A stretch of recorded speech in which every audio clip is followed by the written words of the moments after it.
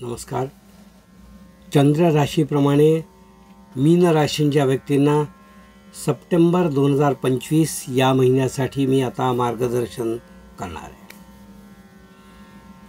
मीन राशींसाठी हा महिना जो आहे व्यक्तींसाठी तो थोडासा काळजीचा असा म्हणता येईल. कारण साथीच्या रोगांपासून त्यांना काही भय आणि चिंता दिसून येते. त्यामुळे स्वतःच्या आरोग्याविषयी त्यांनी स्वतः काळजी घेणं महत्त्वाचं आहे. त्याचप्रमाणे चंद्रग्रहण जे ह्या महिन्यामध्ये आहे त्या महिन्यामध्ये मानसिक चिंता किंवा दडपण असं व्यक्तींना, मीन राशींच्या व्यक्तींना या महिन्यात असणार आहे. विशेषतः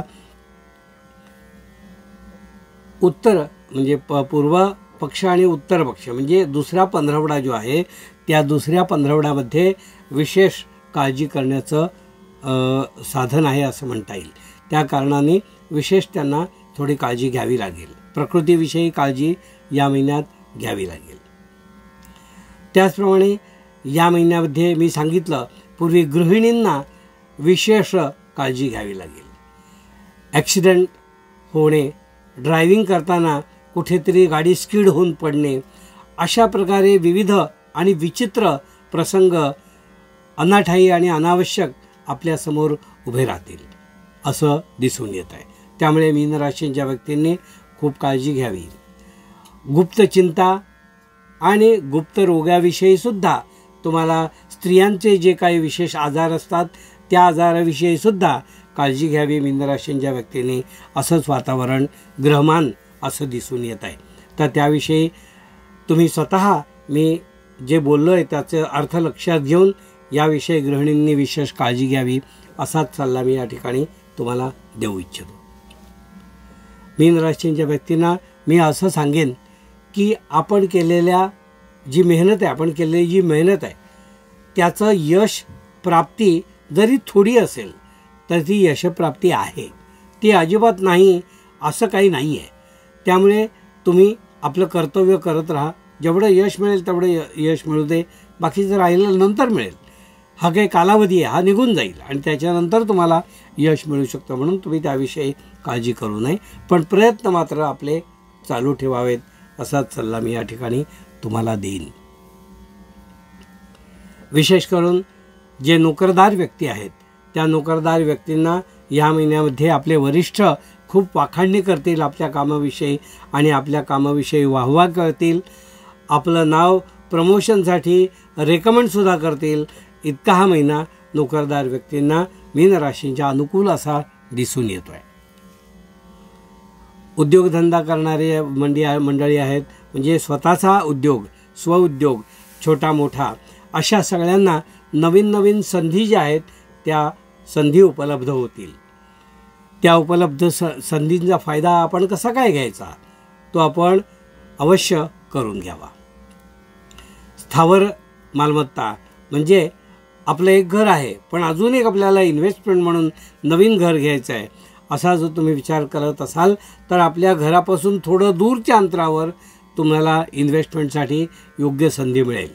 ती तुम्ही संधी घ्यावी आणि आपल्या फ्युचरसाठी, भविष्यकाळासाठी एक नियोजन करून ठेवावं असाच सल्ला मी तुम्हाला या ठिकाणी देईन. मीन राशींच्या व्यक्तींना मी असंही सांगू इच्छितो की आध्यात्मिक बाबतीत तुमची जी बैठक आहे ती बैठक तेवढी चांगली नसली तरीसुद्धा ती आता सध्या हललेली जरी असली तरी तुम्ही योग्य वेळ त्यासाठी द्या आणि आपली जप साधना वाढवण्याकडे प्रयत्न करा. कारण आता 7:30चा मधला भाग जो आहे तो मीन राशीला सुरू आहे. त्यामुळे आध्यात्मिक आपण जेवढी उपासना चांगली कराल तेवढाच तुम्हाला जास्त फायदा होईल.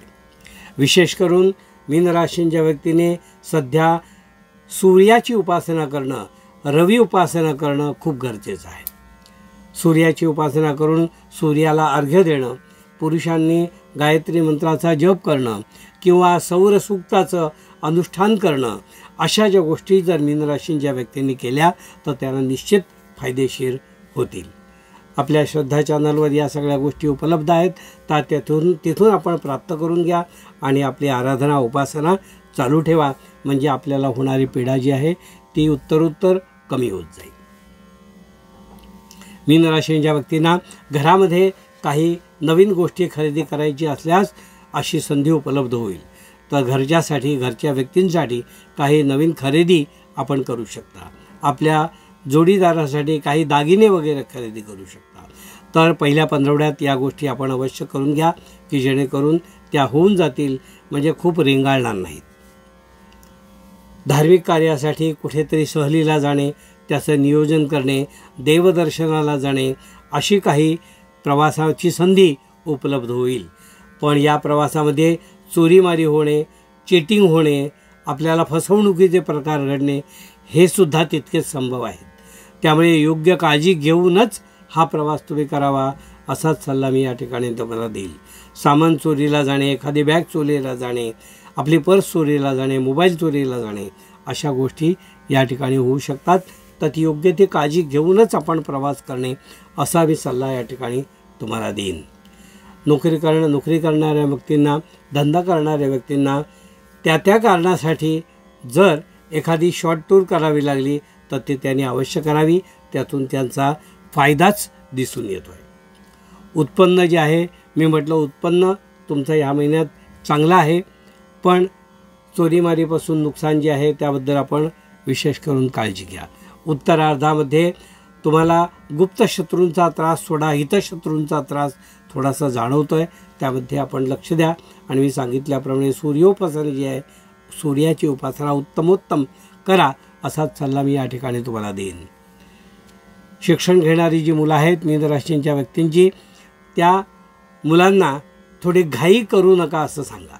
कारण प्रत्येक वेळेला घाई जी आहे त्यामुळे नुकसान होतं. तर तुमची मुलं जी आहेत ती घाईघाईने एखादी गोष्ट करायला जातील आणि आपलं नुकसान करून घेतील. तर ती घाई टाळण्यासाठी त्यांना योग्य समजूत त्यांची घाला, समजूत करून द्या आणि त्याविषयी घाई टाळून सगळ्या परीक्षा वगैरे जे आहेत त्या देण्याकडे त्यांचा कल असू द्या. एवढाच सल्ला मी या ठिकाणी तुम्हाला देईन. हे होतं मीन राशीच्या व्यक्तींना मार्गदर्शन.